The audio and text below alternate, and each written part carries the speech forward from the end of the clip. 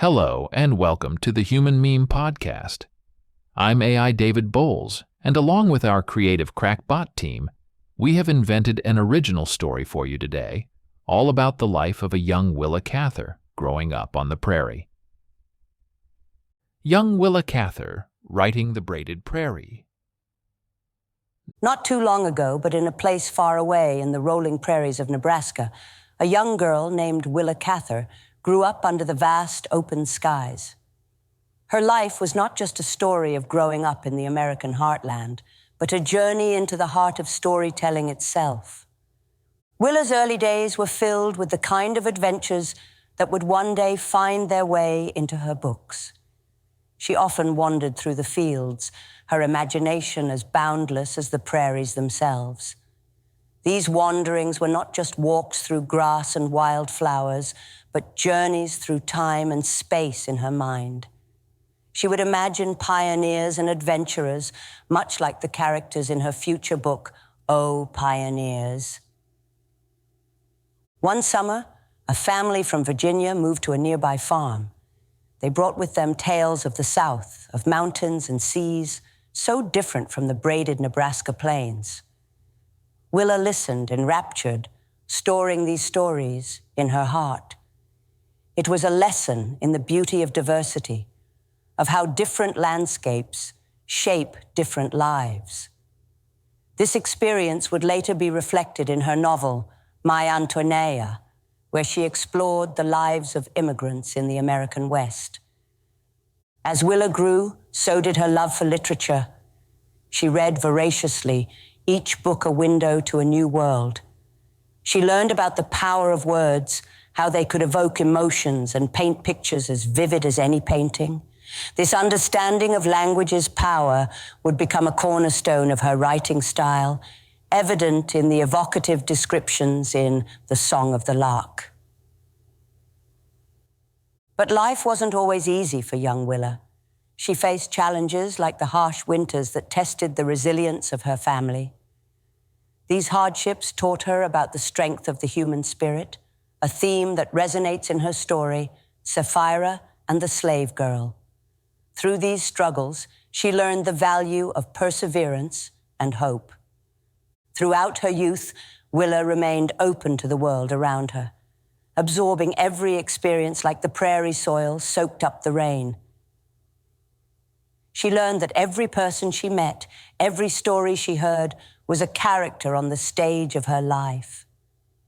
This openness to experience, this celebration of life in all its forms, would become the hallmark of her novels. As Willa matured into a young woman, she began to pen her own stories, tales inspired by the land she loved and the people she knew.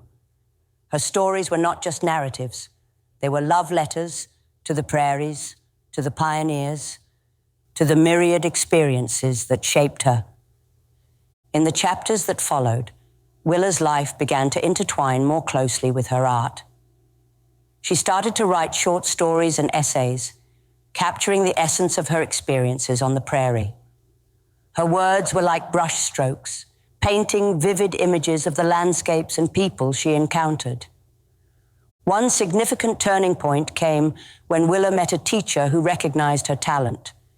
This teacher, much like Professor Wunsch in The Song of the Lark, encouraged her to pursue her passion for writing. This mentorship was a catalyst for Willa, fueling her belief in her own abilities and igniting a deeper love for storytelling. As she continued to write, Willa's stories began to gain attention. Her unique voice, one that celebrated the American frontier and its diverse inhabitants, resonated with readers.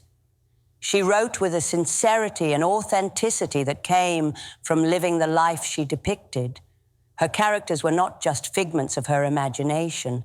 They were reflections of the people she knew, the struggles they faced, and the triumphs they celebrated. Willa's experiences during these formative years also taught her about loss and change. She witnessed the transformation of the prairie as the modern world encroached upon it. This sense of loss, of a world changing too rapidly was poignantly captured in her story, A Lost Lady. Through this narrative, she explored themes of change, nostalgia, and the inexorable march of time. But perhaps the most profound lesson Willa learned was about the power of observation. She realized that a good writer not only tells a story, but also listens to the stories around them. She learned to observe the world with a keen eye, to listen to the wind, the birds, the whispers of the grass. This attentive observation enriched her writing, allowing her to create worlds that were alive and pulsating with authenticity. In her later years, as Willa reflected on her journey, she understood that her life was a book of stories, each chapter a story or a person who had touched her life. Her writing was her way of weaving these threads together, of creating a narrative that was greater than the sum of its parts. The story of young Willa Cather is a reminder that life itself is a story, a series of interconnected moments and experiences. It teaches us to embrace these moments, to listen to the stories they tell, and to find our own voice within them.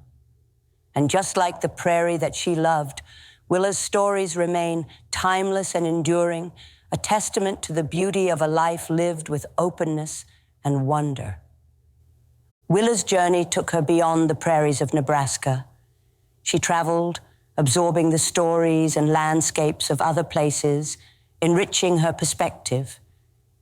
This expansion of her worldview was reflected in her works like Death Comes for the Archbishop, where she explored themes of faith, endurance, and the beauty of the American Southwest. Despite the changes in her life, Willa never lost her sense of wonder.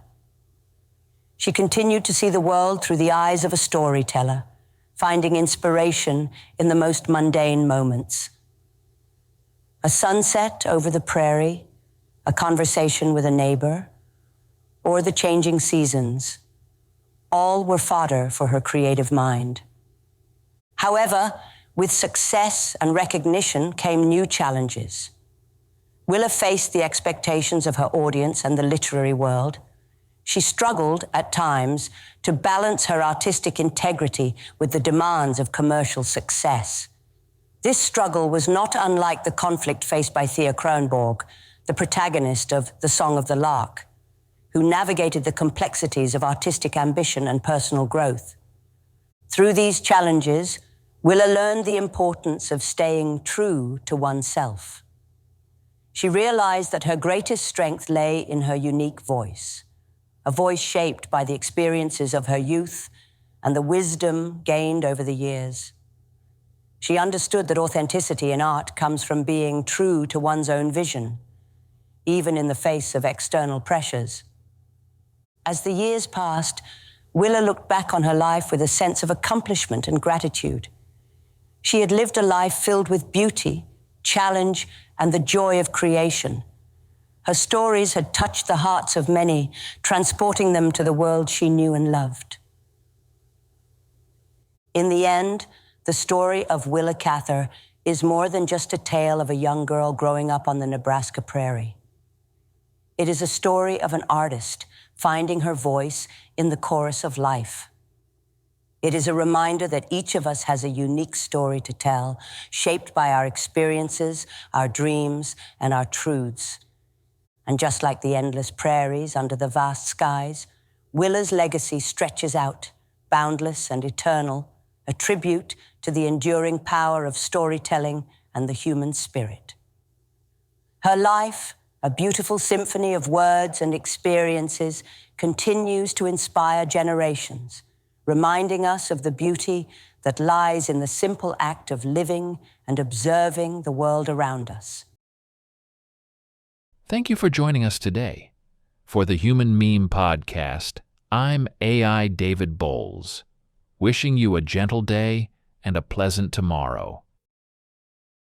Be a human meme.